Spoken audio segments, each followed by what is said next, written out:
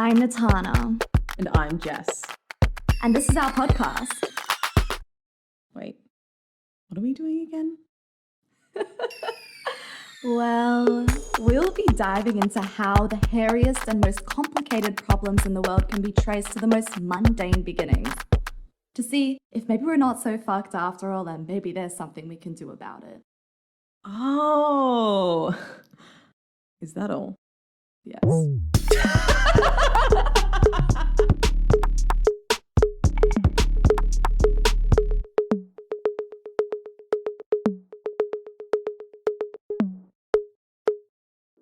Natana has decided she's not so fucked after all, after being made redundant today with no notice and no payout. Technically, Tell us about it.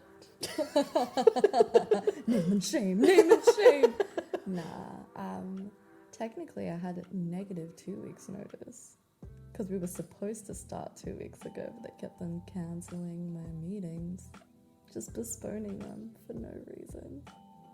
With my clients, I really value them and I really respect their time, and they usually respect my time, and some of them understand there's communication differences and stuff like that. So I believe the best in people. So oh my god, this actually brings me to a much broader point that I was actually thinking about last night.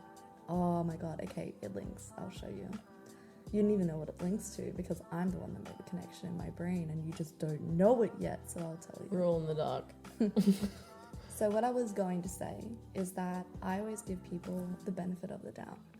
I am usually go with the flow and I assume that people have the best intentions and that they're not doing anything and they care about but also on top of that is that they care about respecting me and respecting my boundaries and all that kind of stuff. They have my best interests in mind. So that's why I don't take things like response time personally, because I always assume that people just have their life and things get in the way and it's never about me. What I was going to say is that in this case, I felt that something was up, but I wasn't going to call out that I thought that they were disrespecting me by just cancelling on me so many times and then suddenly giving me this no notice of basically what's been happening. I could read between the lines, I could see what was happening. I had a feeling that we were getting there, just because I could see where the leadership was headed. Or the lack thereof. I said it.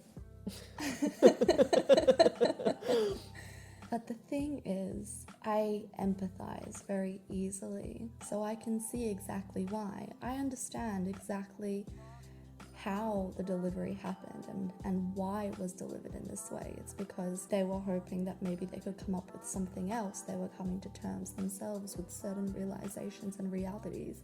And I know that it's part of the process, and I understand that also you don't want to tell someone something until you 100% know all the options. And it's funny because I was reflecting on the situation. I find that the deeper that you get into psychology, into understanding not only yourself, but the behavior of others, and how a lot of things are reactions, projections, like mental models or self-stories being run that are just historical rather than truly to do with just your actions in isolation. Because of that, I always give a lot of leeway. Yeah, I find that the more in general, the more you go down that journey the more awareness you have around that, the more compassion you have for it, because you could just see how human the other person's being. And it's really interesting because I find that a lot of compassionate people, they become more passionate about standing up for what is right. That it's very easy in the process to give people too much leeway and to not stand up for yourself as soon as you usually would have, because instead of reacting straight away, you're responding, and you want to make sure that you collect all the information. You want to make sure that you fully understand the situation before you act on anything. And if I reflect on this redundancy situation, when I think about it, I could see what was happening and I felt for them. And because of that, I gave them extra space and extra leeway. When really what that was doing was actually putting myself in a compromising position, because it means that I have less time to fix things because I'm giving them more time, more runway, more space. So you think that was a mistake? It's an observation rather than a judgment. Instead of thinking that's a mistake, I'm just recognizing, oh, well, that's a pattern. And I think that's actually a very common pattern. It's like, well, how do you know when to enforce? Like, how do you know when to stand up for yourself? Like, it's very easy to stand up for a cause. But when it comes to standing up for yourself, especially when you can empathize with the other side, at what point do you do that? Do you think you would have been less compromised in either of those situations if you gave them less time? I feel like the only difference is that I would have known the outcome sooner because I would have pushed it sooner, which means that Interesting. potentially I would have had more time to act or more notice in a sense. But either way, at the end of the day, no, the result wouldn't have been different. But it could potentially have, because then instead of them having all the extra space, I would have had extra space to act in. It's interesting because part of me wonders whether that's an illusion given the seeming perfection of all the timing. And also the fact that you felt intuitively these things happening in advance. So it's almost like you did know in advance and you were able to process it in advance. So when it happened, you were able to overcome the emotion quite quickly and act and think. I mean, just so you guys know, she's already like fully strategized her action plan and she was made redundant earlier today. So it happened hours ago and she already knows how she's remonetizing and everything. I have some like perspective. Yeah, and I mean, I don't want to give too much away. I mean, this is probably going to be released after it happens, but I still don't want to give it away just in case. Yeah, it sounds like And the content's mostly all the written as timing well. really put you out. You see, because part of me thinks, well, maybe that's just me. What about maybe? Because I feel like being empathetic, giving people reasonable time frames, like. So maybe this is doubt. Maybe this is. I think it's just it's one of those things. Yeah, it's like when something doesn't run smoothly and the way that you expected. It's like oftentimes we automatically assume that, you know, things are going well when they go as we expect them to. Mm-hmm. There's, you know, that element of if you're in complete control in a very, I guess, static or obvious sense of being in control, we are doing well in life.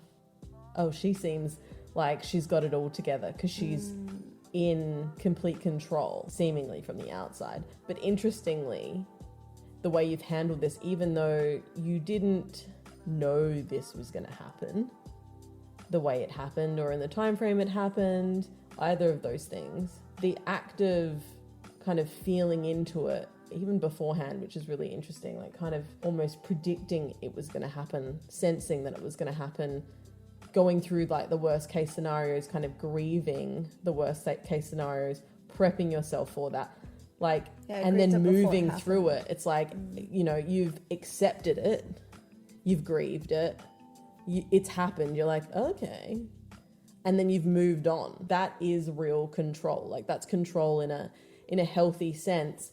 So I think it's just the ego mind going, it could have been better. So you telling me that control isn't in the timing, but rather in the response? Because the thing that I'm nitpicking at is like, oh, but if the timing was soon, if I could have controlled the timing, then it would be better. And you're saying, well, for who? For the ego? Like, no. That's a really interesting distinction. I really like that. Yeah. Because that's the thing. When we think of control, when we think of planning, we think it's linked with time. But there's so many other variables. So the thing that we can actually control is only really our response to the trigger. We can't control when the trigger is being released, but we can control how we will respond to the trigger when it does happen. Yeah. And it's all linked to feelings of safety. When you intend for something to happen and it happens, that feels really good. It satiates your ego because it makes you feel so secure, right? It makes you feel almost probably a sense of elation or superiority in a sense, because you're like, oh, I can tackle the world and I can control my reality, which is why a lot of spiritual people get really egoistic when they go down that path. They kind of miss the element. And here it's like the ultimate safety and control is knowing that no matter what happens, you'll be able to navigate it emotionally, and you trust yourself enough and your capability and the world around you that you're going to be able to make the most of that situation. That's like ultimate safety, because the idea of ultimate control is such an illusion. And I think it's hard for anyone to deny, given 2020. I rest my case, Your Honor. No, but it's so true. It's so true. We think that it's either we try to control our lives through plans and goals and all these kind of things, or we completely let go. We're like, yeah, control is an illusion, blah, blah, blah. And you go to the other end of the spectrum. And that other end doesn't really, like, that's so ungrounded. It's like the body, the nervous system needs that core stability, needs that sense of safety. Mm-hmm. So how do we get that sense of safety in a way that's actually sustainable, so it's not like this weird house of cards that is going to fall at any point in time, but instead it's a strategy? What if control is a strategy instead of a setup? And by setup, I mean like a path, a plan. So you're saying that you maintain control when you have effective strategies to deal with unpredictable situations, versus strategy is like control is like a destination that you've predicted. Yeah, control isn't in arriving at an outcome. Mm-hmm. Control is the strategy. So the outcome becomes irrelevant, because there's so many factors that go into the outcome, but the strategy can play out or be tweaked according to most things. Well, it's the whole like thinking in angles as opposed to thinking in straight lines. Do you want to elaborate on that? I'll just leave it there. Cue outro! You're only fucked if you know what she's talking. No, not. Oh man, I butchered that up. But just cut that out. I'm like, this is just really good. Okay, so Stay tuned for more insights. the way that we plan moving forward is usually we start from where we are now and we project outwards. We look ahead and we're like, oh, I want to get from point A to point B. And then we're like, okay, what's the easiest path, the most efficient path? Go that way. Oh, there's a hurdle in the path. Like, okay, we'll just go around it. But your reference point is point B. It's what you're moving towards. It's wherever your live location is and how close you are to point B. So that's like normal way, of planning, of thinking. Thinking in angles is more about, so, how do I explain this? Okay, so when you think in angles, instead of looking at where you are right now, your starting point is relative to the hypothetical trajectory of if you have done nothing. So let's say you look at your starting point now, yeah? And you're like, all right, if I were to do nothing, where would point B be? If everything remained the same, if the way I reacted to everything was the same, if I just continued along this path, where would I end up? And that's where point B will be. Now, when you think in angles, you're trying to work out, okay, if I make this little tweak, if I show up differently in this way, or if I change this action or this environment, whatever it is, Then you project outwards again and you see, okay, where is point B now? And now the way that we measure success isn't in how close we get to that point B, but is in seeing, well, how far away are we from the original point B, from where we would have been if we had done nothing? So progress is measured based on the angle difference. How further away did we manage to move from where we would have been? So success would have been point B anyway. Based on pivoting. It's pivoting, and as you get closer and closer to point B, as you change one thing or you change another thing, like as you're changing different actions and seeing how that affects where point B is, not only are you measuring the angle difference, but you get to readjust the angle each time. So this way, instead of it being a consistent same thing, like linear trajectory, now, yeah, you're still going in straight angles, but now, in straight lines, but now they have angles, now that you can go at different diagonals, which allows you for so much more movement. And it also means that you can think in any situation. It doesn't matter where It's that about the next point. change rather than the destination. Yeah. When you think in angles, there's actually less pressure on getting the trajectory right first time around. It's a kinder approach. And that's why I think it really works well with like the whole idea of Strategy rather than outcome. yes, outcome. I haven't thought about that concept for a very long time, so trying to describe it, I was like, I felt like such a toddler being like, ah. You got there pretty easily. Oh, thank you. Because, like, it's all about the journey. You hear it in one way and then you hear it in another way. And it's, like, completely unpacked till it's built up in this holistic way in your mind. Yeah, okay, I guess we're done then. Cue outro.